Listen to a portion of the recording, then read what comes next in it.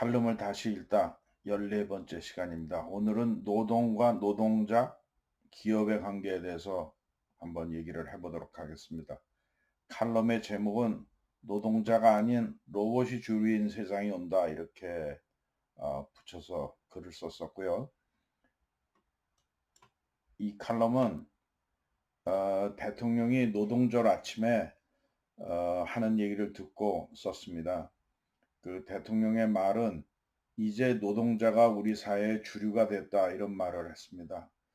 물론 노동자를 위무하고 노동자리니까 또 책임을 한편으로는 강조하기 위해서 이런 말을 하셨다고 생각하는데 그 말을 듣고 저는 모골이 송연해졌습니다. 왜냐하면 주류라는 표현을 썼기 때문이죠. 우리가 지금 정부가 촛불을 힘을 얻어서 국정농단 세력을 청산하고 적폐를 청산한다. 그러니까 우리나라의 기존에 쭉 쌓여있던 잘못된 것들을 청산하겠다 이렇게 해서 했는데 주류 사회가 노동자로 바뀌었다 이렇게 표현하니까 이게 계급 투쟁을 하고 있었던 거 아닌가, 대통령이 계급 투쟁에 앞서왔나 이런 생각까지 확대가 되더라고요. 그래서 이게 사회를 고치거나 뭐 잘못된 걸 고치거나 청산하는 게 아니라 아예 주류 세력을 교체하는 게 목표였었나 하는 생각까지 미치게 됐습니다. 그러니까 요 사이에 기존의 주류 세력 또는 산업화 세력 또는 엘리트 관료, 사법, 검찰의 고위직, 각 분야의 전문가들의 목소리가 잘 반영이 안 돼서 참 이해가 안 된다 이랬었는데 그렇게 생각해 보니까 한편으로는 이해가 되더라고요.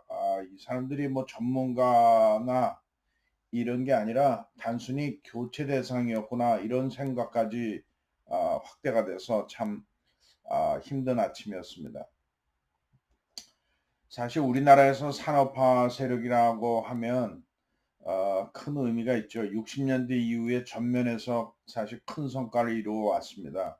백지 상태에서 국토를 개발하고 산업국가의 기틀을 마련하는 그런 역할을 해왔고 또 그게 지금에 와서는 이제 기득권 세력이다 이렇게 표현을 하는 겁니다. 또 그 과정에서 성공과 좌절을 경험하기도 했습니다. 근데 이제 와서는 그렇게 큰 역할을 한 공은 간대없고 과오만이 부각되는 그런 처지가 아닌가 싶기도 합니다. 우리가 세계 12 경제 대국을 달성했는데 한편으로는 좀 아쉬운 면은 있죠. 사회의 어두운 면을 충분히 챙기지 못한 그런 아쉬움이 있습니다. 2만 명에 달하는 노숙자, 또 수백만의 실직자, 280만의 보호 대상 가구가 있고 양극화가 해소되고 있지 않습니다. 이런 상황이 되다 보니까 미래보다 당장 배고픔을 해소시켜 주겠다고 하는 세력에 손을 들어줄 수밖에 없습니다. 아무리 포퓰리즘이다 이렇게 말을 해도 통하지 않습니다. 그러니까 기존의 산업화 세력들은 이런 사회의 어두운 면 또는 어두운 그 맞으면 대상들을 충분히 챙기지 못한 그런 아쉬움을 갖고 있다 이렇게 생각합니다. 그러나 그 노동절 아침에 선언한 노동자가 주류다 이런 선언이 저는 주류라는 그 세력은 선언으로 만들어지는 게 아니라 그 역할과 책임을 다해야 된다 이렇게 생각을 합니다. 그 역할과 책임이라는 건 결국 국가에 대한 미래, 국민의 삶에 대해서 책임을 져야 하겠지요.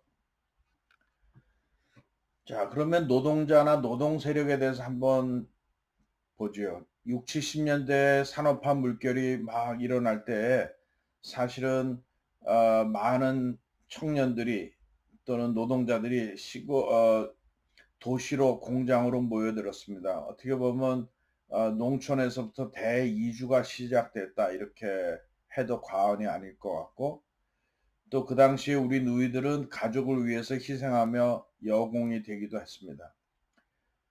호구지책이 우선이던 시대라서 사실 노동자들의 권리는 애초에 요구할 수도 없었고 별로 인정받지도 못하던 그런 힘든 세월이었다 이렇게 생각이 됩니다. 그러던 것이 이제 80년대 후반 들어서 민주화 물결이 맞으면 이렇게 일어나면서 노동운동도 이제 강도가 세져서 맞으면 정치 세력화되고 마침내는 이제 정치권에 진입하는 그런 상황까지 됐습니다. 그래서 사실은 노동자의 위상이 굉장히 강화됐다 이렇게 볼 수 있고요.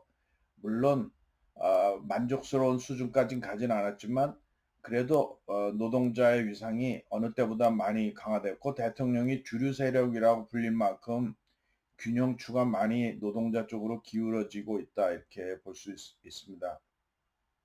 그러나 노동 세력에서도 한번 살펴봐야 될 거는 우리나라 노동자를 한 2,200만 정도로 예상을 하는데 노동자 조합에 속해 있는 노동자가 240만, 그래서 한 10% 남짓밖에 되지 않는다.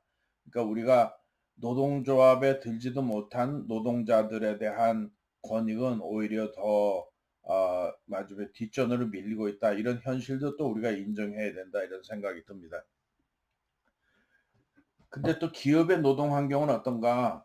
요즘에 기업들이 잘 아시는 바와 마찬가지로 생존 자체가 불투명합니다. 경제 성장은 정체돼 있고 세계 경제도 침체돼 있고 거기에 정부는 상당히 친노동 정책을 써서 임금을 많이 올리고 또는 노동 시간을 규약하고 여러 가지 노동 조건을 강화하는 이런 정책을 써왔는데 마침내 코로나까지 덮치는 바람에 정말 기업의 환경이 어렵다 이렇게 보고 있습니다. 또 그런가 하면 노동 조건은 점점점 까다로워지는데 우리나라의 노동 생산성, 그러니까 노동자들이 일을 해서 아, 맞으면 국제사회에서 경쟁을 할 때 그 생산성이 어떻게 되는가? 전 세계 38위입니다. 북구라파나 서유럽의 많은 나라들이 1시간 생산성이 80달러 전후가 되는 데 비해서 우리나라는 31.8달러 밖에 되지 않습니다. 그래서 노동 생산성이 굉장히 낮다. 이게 걱정이죠. 그러니까 이게 인적 자원 경쟁력이라고 얼마 전에 다보스 포럼에서도 발표를 했는데 인적 자원 경쟁력도 우리나라가 27위입니다.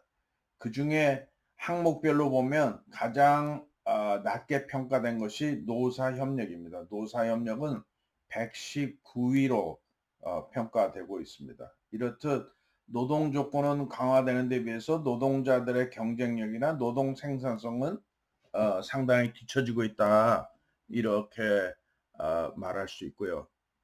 그러니까 어떻게 되나? 기업의 선택은 이렇게 노동자들이 원하거나 정부에서 얘기하는 그런 노동자들을 좀 보호하고 하는 쪽으로 가지 못한다. 왜냐하면 기업 자체가 생존이 어려워지니까 기업의 선택의 길은 그러면 어떻게 되냐? 외국의 노동자들의 고용을 확대하고 있다. 국내든 국외든 어, 사실은 이제 외국으로 진출한다는 거는 물론 시장을 보고도 진출하지만 노동 경쟁력이나 노동 임금을 보고 진출하는 경우가 많습니다. 그래서 우리가 베트남이나 처음에는 이제 중국으로 진출 많이 했지만 베트남이나 아니면 인도네시아 같은데 또는 미국으로도 많이 갔죠. 이렇게 외국 노동자들한테 고용을 많이 확대하고 있고 노동 의존도를 축소하는 쪽으로 가고 있다. 노동 조건이 까다로워지니까 기업으로서는 노동 의존도를 줄인다. 그 얘기는 뭐냐면 자동화나 로봇, 심지어는 많은 식당들도 이제는 자동화 키오스크를 도입하고 있죠. 그러니까 뭐 시장이든 큰 기업이든 전부 다 자동화 로봇을 도입함으로써 노동 의존도를 축소하고 있다. 이렇게 볼 수 있습니다. 그 숫자로 보면 우리 기업이 국외에서 해외에서 고용하고 있는 인력이 240만 명에 달하고요. 국내에 외국 근로자들이 한 100만 명 돼서 이미 우리 기업 활동에서 340만 명에 달하는 외국 노동자들이 기여를 하고 있다 이렇게 보입니다. 그러니까 우리나라 노동조합에 속해 있는 그 근로자들의 숫자가 220만 명인데 비해서 340만 명이나 되는 근로자들이 외국 근로자들이 우리 기업을 위해서 일하고 있다 이렇게 볼 수 있고요. 또 세계 로봇 협회가 발표한 거로 보면 우리나라가 이미 산업용 로봇 우리 자동차 공장이나 이런 데 가보면 다 산업용 로봇이 일을 하고 있는데 산업용 로봇 도입률이 세계 1위입니다. 그 얘기는 그만큼 로봇 의존도가 높다 이런 겁니다. 그러니까 기업은 이미 노동자들의 의존도를 줄이고 있다 이렇게 볼 수 있습니다. 그래서 제가 그날 쓴 칼럼의 제목이 노동자가 아니라 노동 로봇이 주류인 세상이 되고 있다 이렇게 표현을 했습니다. 그러니까 노동자가 주류가 되려면 어떻게 해야 되냐? 아이러니하게도 노동자를 기피하지 않는 세상을 스스로 만들어야 된다 이런 겁니다. 노동자를 기피하는 그래서 의존도를 낮추는 그런 결정들을 기업들이 자꾸 하면 노동자들이 주류인 세상이 되기가 어려워지죠. 그러기 위해서는 노사 협력을 강화해서 노동 생산성을 높이고 노동 유연성을 높여야 된다. 이런 뜻에서 그날 칼럼을 노동자가 주류가 되는 세상이 아니라 대통령이 말씀하신 것처럼 로봇이 주류인 세상이 될 그런 처지에 있다. 이런 생각으로 글을 써봤습니다. 오늘은 여기까지 하겠습니다. 감사합니다.